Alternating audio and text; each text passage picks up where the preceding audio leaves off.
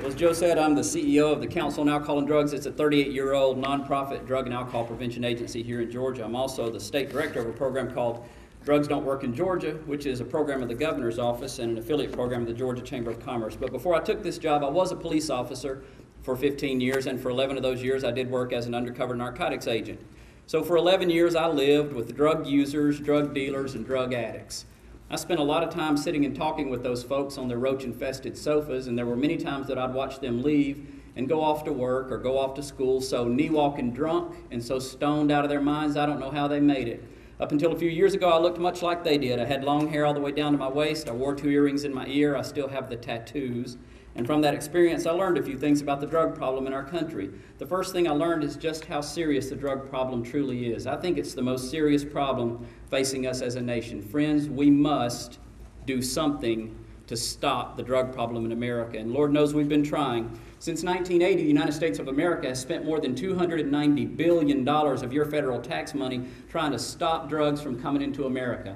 290 billion with a B. That's more money than we spent on all biomedical research combined. Friends, we spent more of your tax money trying to stop drugs from coming into America than we've spent on finding a cure for cancer, AIDS, and heart disease combined. Now let me ask you a question. What's been the result of this enormous expenditure of your federal tax dollars?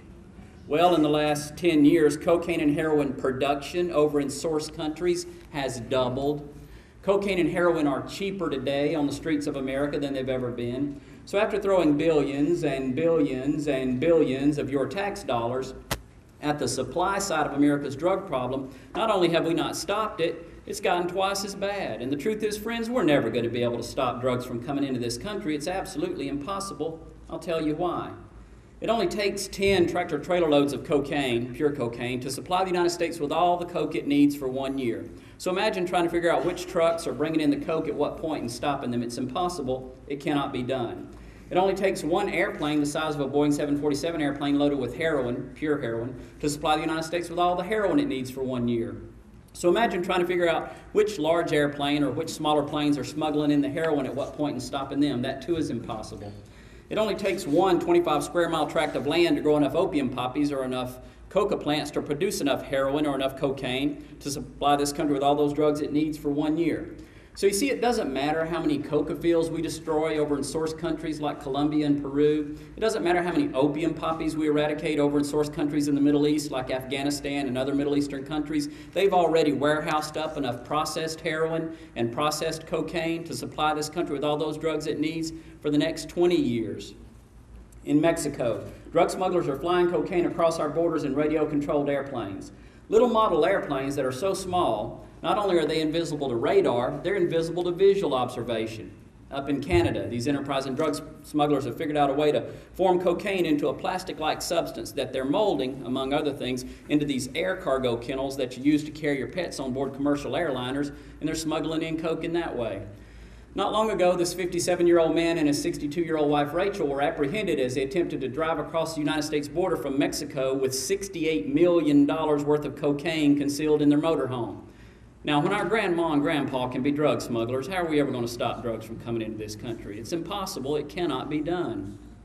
A few years ago, my good friends at the Drug Enforcement Administration located this underground tunnel. It was a 5-foot by 5-foot concrete tunnel 30 feet under the ground that ran from the drug smuggler's home in Mexico underneath the United States border to his cocaine warehouse in Douglas, Arizona, some 293 feet. It was equipped with electronic sump pumps to keep it dry and a system of pulleys for moving cocaine and money back and forth underneath the earth. It cost him $1.5 million to build the tunnel. The way he got into the tunnel was by pushing a button in his home that raised an $18,000 pool table off the floor, revealing the entryway. When the DEA found the tunnel, they also found the bones of the workers he had hired to dig it, because when they completed it, he shot them execution style and buried them in the tunnel so they couldn't reveal the location. Also, when the DEA found that tunnel, they said, "We cannot begin to estimate the number of these tunnels that run underneath our borders for the purpose of smuggling drugs." So you see, ladies and gentlemen, in order to stop drugs from coming into America, we would have to build an impenetrable dome, not only over the United States, but underneath the United States. And of course, we can't do anything like that. That's impossible. And we're not going to seal off our borders. America's always been a friendly country. We're not going to shut down our borders just to keep drugs from coming in here. That's not going to happen. The point is, attacking the supply side of America's drug problem has not worked in the past. It is not working now. it will not work in the future.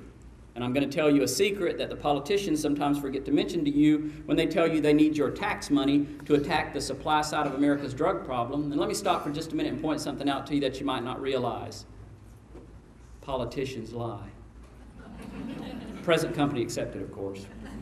But some of those, some of those rascals will just outright lie. Sometimes they'll lie by omission, by leaving things out. What happens in this case is that they conveniently forget to tell us